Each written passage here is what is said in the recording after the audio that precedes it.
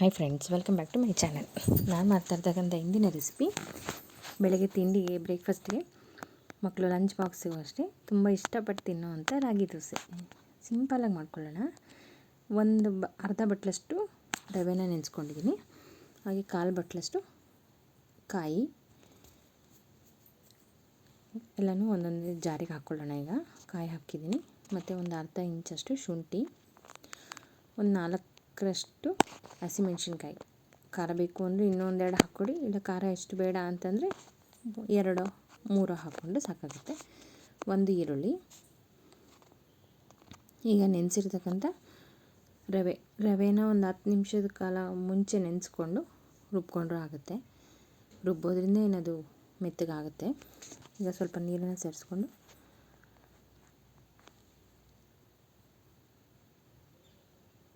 ಸ್ವಲ್ಪ ಅನ್ನ ಮೆತ್ತಗೆ ಬರುತ್ತೆ. ಹಾಗಾಗಿ ಎಲ್ಲನೂ ಸೇರಿಸಿ ನುಣ್ಣಗೆ ರುಬ್ಕೊಳ್ಳೋಣ. ಈಗ ರುಬ್ಬಿರ್ತಕ್ಕಂಥ ಇದು ಹಿಟ್ಟಿಗೆ ಗಟ್ಟಿ ಇದೆ, ಇನ್ನೂ ಸ್ವಲ್ಪ ನೀರನ್ನ ಹಾಕ್ಕೊಳ್ಳೋಣ. ಈಗ ನಾನಿಲ್ಲಿ ರಾಗಿ ಹಿಟ್ಟನ್ನು ಸೇರಿಸ್ತಾ ಇದ್ದೀನಿ.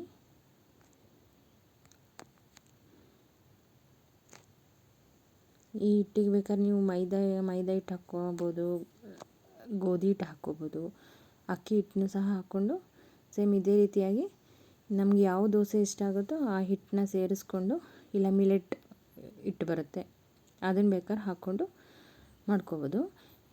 ತುಂಬ ಚೆನ್ನಾಗಿರುತ್ತೆ. ಇದರಲ್ಲಿ ಈರುಳ್ಳಿ ಮತ್ತು ಮೆಣಸಿನ್ಕಾಯಿ ಅವೆಲ್ಲ ಹಾಕಿರೋದ್ರಿಂದ ತುಂಬ ಟೇಸ್ಟಾಗಿರುತ್ತೆ. ಹಾಗೆ ಸೊಪ್ಪುಗಳನ್ನ ಸಹ ಬೇಕಾದ್ರೆ ಸಣ್ಣಗೆ ಹೆಚ್ಚಿ ಹಾಕ್ಕೋಬೋದು, ಚೆನ್ನಾಗಿರುತ್ತೆ ದೋಸೆ. ಈಗ ರುಚಿಗೆ ತಕ್ಕಷ್ಟು ಉಪ್ಪನ್ನು ಸೇರಿಸಿ ಚೆನ್ನಾಗಿ ಗಂಟಿಲ್ದಂಗೆ ಮಿಕ್ಸ್ ಮಾಡ್ಕೋಬೇಕು. ಹಸಿಟ್ಟು ಹಾಕಿರೋದ್ರಿಂದ ಸ್ವಲ್ಪ ಗಂಟು ಇರುತ್ತೆ. ಚೆನ್ನಾಗಿ ಮಿಕ್ಸ್ ಮಾಡ್ಕೊಳ್ಳಿ. ತುಂಬ ಗಟ್ಟಿ ಇದ್ರೂ ದೋಸೆ ಹುಯ್ಯೋಕ್ಕಾಗಲ್ಲ. ಸ್ವಲ್ಪ ದೋಸೆ ಹಿಟ್ಟಿಗಿನ್ನ ಇನ್ನೊಂಚೂರು ತೆಳ್ಳಗಿರಬೇಕು. ಹಾಗಾಗಿ ಪೂರ ತೆಳ್ಳಗೆ ಮಾಡ್ಕೋಬೇಡಿ. ನೋಡಿ, ಈ ಕನ್ಸಿಸ್ಟೆಂಟಿಗೆ ಇದ್ದರೆ ದೋಸೆ ಚೆನ್ನಾಗಿ ಬರುತ್ತೆ. ಈಗ ಒಂದು 20 ನಿಮಿಷ ನೆನೆಯೋಕ್ಕೆ ಬಿಟ್ಬಿಡೋಣ. ಈಗ ಅದ್ರ ಜೊತೆಗೆ ಒಂದು ಸಿಂಪಲ್ಲಾಗಿ ಟೊಮೊಟೊ ಚಟ್ನಿನ ಮಾಡ್ಕೊಳ್ಳೋಣ. ಒಂದು ಪ್ಯಾನ್ ಇಟ್ಕೊಂಡು ಪ್ಯಾನ್ ಬಿಸಿ ಆಗಲಿ. ಈ ಟೊಮೊಟೊ ಚಟ್ನಿ ಅನ್ನಕ್ಕೆ, ಮುದ್ದೆಗೆ, ಚಪಾತಿ ಪ್ರತಿಯೊಂದಕ್ಕೂ ಚೆನ್ನಾಗಿರುತ್ತೆ. ಮುದ್ದೆಗೂ ಅಷ್ಟೇ ತುಂಬ ಚೆನ್ನಾಗಿರುತ್ತೆ. ಒಂದು 2 ಸ್ಪೂನಷ್ಟು ಎಣ್ಣೆನ ಹಾಕ್ಕೊಳ್ಳೋಣ. ಎಣ್ಣೆ ಹಾಕ್ಕೊಂಡು ಎಣ್ಣೆ ಬಿಸಿ ಆಗಲಿ.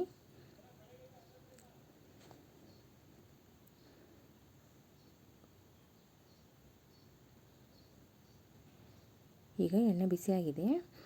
ಒಂದು 1/4 ಸ್ಪೂನಷ್ಟು ಮೆಂತ್ಯ, ಹಾಗೆ ಒಂದು ಅರ್ಧ ಸ್ಪೂನಷ್ಟು ಜೀರಿಗೆ,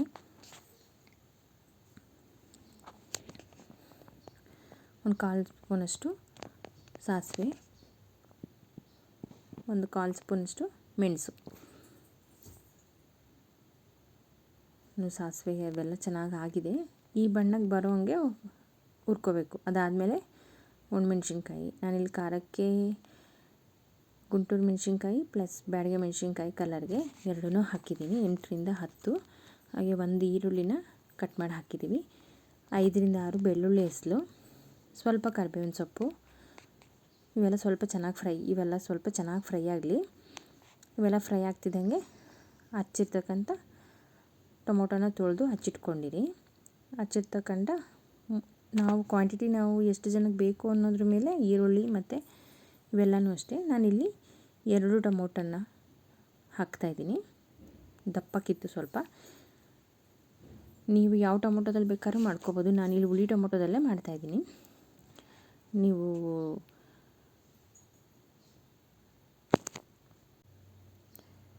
ಆಪಲ್ ಟೊಮೊಟೊ ಅಂತ ಬರುತ್ತಲ್ಲ, ಅದರಲ್ಲಿ ಬೇಕಾದ್ರೆ ಮಾಡ್ಕೋಬೇಕು. ಅದರಲ್ಲಿ ಮಾಡ್ಕೊಂಡಾಗ ಸ್ವಲ್ಪ ಹುಣಸೆಹಣ್ಣು ಜಾಸ್ತಿ ಹಾಕ್ಕೋಬೇಕು. ಇಲ್ಲಿ ಹುಳಿ ಆಗಿರೋದ್ರಿಂದ ನಾನು ಹುಣಸೆಹಣ್ಣು ಇಲ್ಲಿ ಸ್ವಲ್ಪನೇ ಹಾಕ್ಕೋತೀನಿ. ಈಗ ಟೊಮೊಟೊ ಮೆತ್ತಗಾಗಲಿ ಅಂತ ಉಪ್ಪನ್ನು ಹಾಕಿದ್ದೀನಿ. ಉಪ್ಪು ಹಾಕೋದ್ರಿಂದ ಟೊಮೊಟೊ ಸ್ವಲ್ಪ ಬೇಗ ಮೆತ್ತಗಾಗುತ್ತೆ ಅನ್ನೋದಕ್ಕೋಸ್ಕರ ಉಪ್ಪು ಹಾಕಿದ್ದೀನಿ. ಸ್ವಲ್ಪ ಕಾಯಿ ನೋಡಿ, ಹುಣಸೆಹಣ್ಣು ನಾನು ಹುಳಿ ಟೊಮೊಟೊ ಹಾಕಿರೋದ್ರಿಂದ ಸ್ವಲ್ಪನೇ ಹಾಕ್ತಾಯಿದ್ದೀನಿ. ನೀವು ಪಾರಮ್ ಟೊಮೊಟೊ, ಅದೇ ಆಪಲ್ ಟೊಮೊಟೊದಲ್ಲಿ ಮಾಡ್ತೀನಿ ಅನ್ನೋದಾದರೆ ಹುಳಿನ ನೋಡಿಕೊಂಡು ಹಾಕ್ಕೋಬೇಕು. ಈಗೆಲ್ಲ ಚೆನ್ನಾಗಿ ಫ್ರೈ ಆಗಲಿ. ಇದೆಲ್ಲ ಚೆನ್ನಾಗಿ ಈಗ ಫ್ರೈ ಆಗಿದೆ. ಟೊಮೊಟೊ ಸಿಪ್ಪೆ ಬಿಡಬೇಕು. ಮೆತ್ತಗಾಗಿದೆ ಅನ್ನೋ ಗೊತ್ತಾಗಬೇಕು ಅಂದರೆ ಟೊಮೊಟೊ ಸಿಪ್ಪೆ ಬಿಟ್ಟರೆ ಮೆತ್ತಗಾಗಿದೆ ಅಂತ. ಈಗ ಸ್ಟವ್ನ ಆಫ್ ಮಾಡಿಕೊಂಡು ಅದು ಸ್ವಲ್ಪ ತಣ್ಣಗಾಗಲಿ.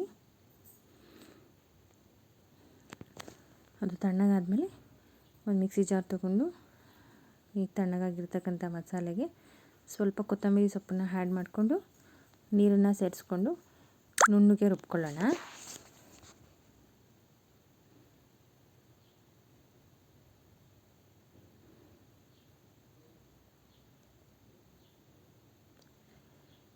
ಇಲ್ಲಿ ನಾವು ನೀರು ನಮ್ಮ ಕನ್ಸಿಸ್ಟೆಂಟಿಗೆ ನೋಡಿಕೊಂಡು ನೀರು ಎಷ್ಟು ಬೇಕಾದ್ರೆ ಹಾಕ್ಕೋಬೋದು. ತೆಳ್ಳಗೆ ಬೇಕು ಅನ್ನೋರು ತೆಳ್ಳಗೆ ಹಾಕ್ಕೊಳ್ಳಿ, ಇಲ್ಲ ಚಟ್ನಿ ಅದಕ್ಕೆ ಬೇಕು ಅನ್ನೋರು ಸ್ವಲ್ಪ ನೀರನ್ನ ಸೇರಿಸ್ಕೊಳ್ಳಿ. ಈಗ ಅದಕ್ಕೆ ಒಂದು ಒಗ್ಗರಣೆನ ಹಾಕ್ಕೊಳ್ಳೋಣ. ಈಗ ಒಂದು ಪ್ಯಾನ್ ಇಟ್ಕೊಂಡು ಸಾಸಿವೆನ ಹಾಕಿದ್ದೀನಿ. ಸಾಸಿವೆ ಚೆನ್ನಾಗಿ ಸಿಡಿತಾ ಇದೆ ನೋಡಿ. ಈಗ 2ರಿಂದ 3 ಸ್ಪೂನಷ್ಟು ಎಣ್ಣೆನ ಹಾಕ್ಕೊಳ್ಳೋಣ.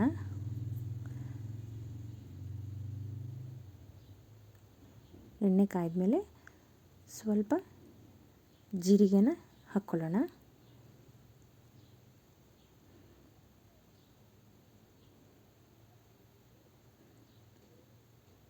ಆವಾಗಲೇ ರುಬ್ಬಕ್ಕೆಲ್ಲ ಹಾಕಿರೋದ್ರಿಂದ ಇದು ಒಗ್ಗರಣೆಗೆ ಹಾಕೋದ್ರಿಂದ ಬಾಯಿಗೆ ಸಿಗೋದ್ರಿಂದ ಸ್ವಲ್ಪ ಟೇಸ್ಟು ಅಂತ.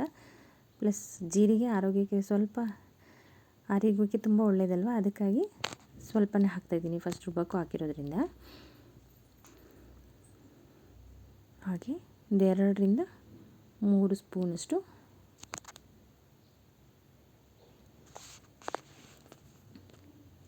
ಕಡಲೆಬೇಳೆನ ಹಾಕಿದ್ದೀನಿ. ಕಡಲೆಬೇಳೆನೂ ಅಷ್ಟೇ ಚೆನ್ನಾಗಿ ಫ್ರೈ ಆಗಲಿ.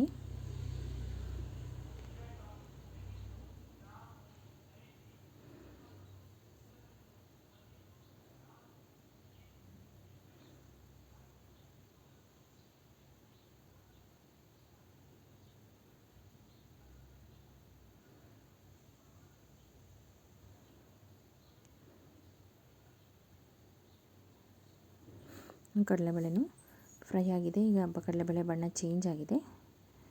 ಈಗ ನಾವು ಜಾರಲ್ಲಿ ರುಬ್ಬಿರ್ತಕ್ಕಂಥ ಮಸಾಲೆನ ಹಾಕ್ಕೊಳ್ಳೋಣ. ಈಗ ಸ್ವಲ್ಪ ಕರಿಬೇವಿನ ಸೊಪ್ಪು, ಈಗ ರುಬ್ಬಿರ್ತಕ್ಕಂಥ ಮಸಾಲೆನ ಹಾಕ್ಕೊಂಡು ಕುದಿಸ್ಕೊಳ್ಳೋಣ. ಈಗ ಇದು ಒಂದು ಕುದಿ ಬಂದರೆ ಅದು ಸುತ್ತ ಎಣ್ಣೆ ಬಿಟ್ಟಂಗೆ ಆಗುತ್ತೆ. ಹಾಗೆ ಬಿಟ್ಟಂಗಾದರೆ ಟೊಮೊಟೊ ಚಟ್ನಿ ರೆಡಿ. ಸ್ವಲ್ಪ ಕುದಿಸ್ಕೊಂಡ್ರೆ ಸಾಕು. ನೀರು ಅಷ್ಟೇ ಇಲ್ಲಿ ನೋಡ್ಕೊಂಡು ಹಾಕ್ಕೊಳ್ಳಿ. ಉಪ್ಪು ಅಷ್ಟೇ, ಉಪ್ಪು ಆವಾಗಲೇ ರುಬ್ಬಬೇಕಾದ್ರೆ ನಾವು ಒಗ್ಗರಣೆ ಮಾಡಬೇಕಾದ್ರೇ ಟೊಮೊಟೊ ಬೇಯೋಕ್ಕೆ ಹಾಕಿರೋದ್ರಿಂದ ಉಪ್ಪು ಅಷ್ಟೇ ನೋಡ್ಕೊಂಡು ಹಾಕ್ಕೊಳ್ಳಿ. ಲಾಸ್ಟಲ್ಲಿ ಸಪ್ಪೆ ಅನಿಸಿದ್ರೆ ಮಾತ್ರ ನೋಡಿಕೊಂಡು ಸೇರಿಸ್ಕೊಳ್ಳಿ.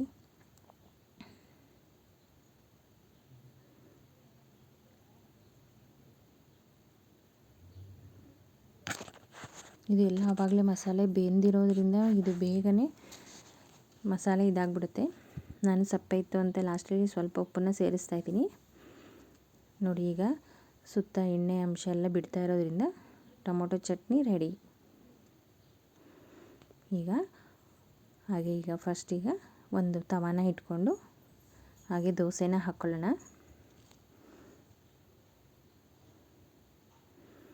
ಎಣ್ಣೆ ತವ ಕಾಯ್ದಿದೆ. ಈಗ ಆವಾಗಲೇ ರುಬ್ಬಿರ್ತಕ್ಕಂಥ ದೋಸೆ ಹಿಟ್ಟನ್ನ ದೋಸೆ ಅದಕ್ಕೆ ಹಾಕ್ಕೊಳ್ಳೋಣ. ಈ ದೋಸೆ ಹಾಕಬೇಕಾದ್ರೆ ಮೇಲೆ ಒಂದು ತಟ್ಟೆನೋ ಏನಾದ್ರು ಮುಚ್ಚೋದ್ರಿಂದ ಚೆನ್ನಾಗಿ ಬೇಯುತ್ತೆ.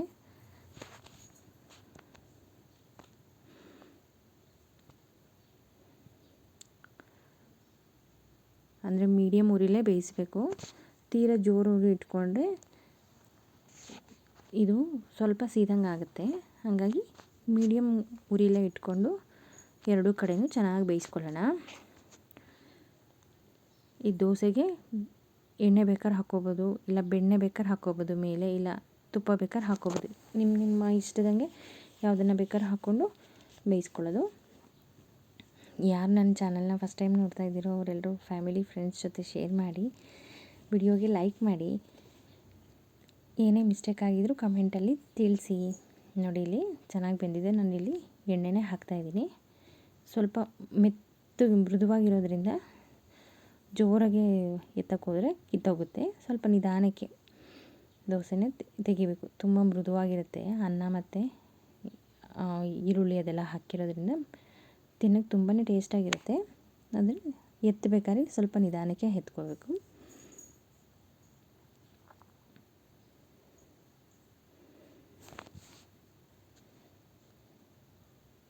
ಎರಡೂ ಕಡೆ ಬೇಯಿಸ್ಕೊಂಡ್ರೆ ಇದು ಸ್ವಲ್ಪ ಗರಿಗರಿಯಾಗಿ ಆಗಬೇಕು ಅಂದರೂ ಹಂಗೂ ಚೆನ್ನಾಗಿರುತ್ತೆ. ಇಲ್ಲ ಮೆತ್ತಗೆ ಇರಲಿ, ಮೆತ್ತಗೆ ಇಷ್ಟಪಡೋರು ಈಗ ಒಂದು ಸುಮಾರಾಗಿ ಎರಡೂ ಕಡೆ ಬೇಯಿಸ್ಕೊಂಡ್ರೆ ಆಗುತ್ತೆ.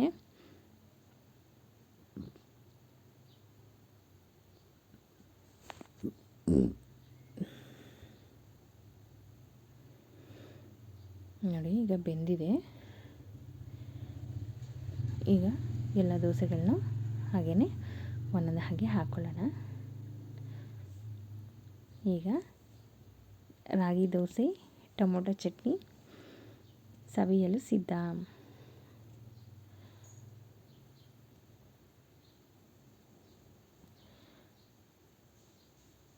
ನೋಡಿ ಈಗ ಟೊಮೊಟೊ ಚಟ್ನಿ ಜೊತೆ ರಾಗಿ ದೋಸೆ ರೆಡಿಯಾಗಿದೆ. ಥ್ಯಾಂಕ್ ಯು ಫ್ರೆಂಡ್ಸ್, ನನ್ನ ವಿಡಿಯೋನ ನೋಡಿದ್ದಕ್ಕೆ ಥ್ಯಾಂಕ್ ಯು ಸೋ ಮಚ್. ಎಲ್ಲರೂ ಪ್ಲೀಸ್ ಸಬ್ಸ್ಕ್ರೈಬ್ ಆಗಿ, ಫ್ಯಾಮಿಲಿ ಫ್ರೆಂಡ್ಸ್ ಜೊತೆ ಶೇರ್ ಮಾಡಿ, ಲೈಕ್ ಮಾಡಿ. Thank you.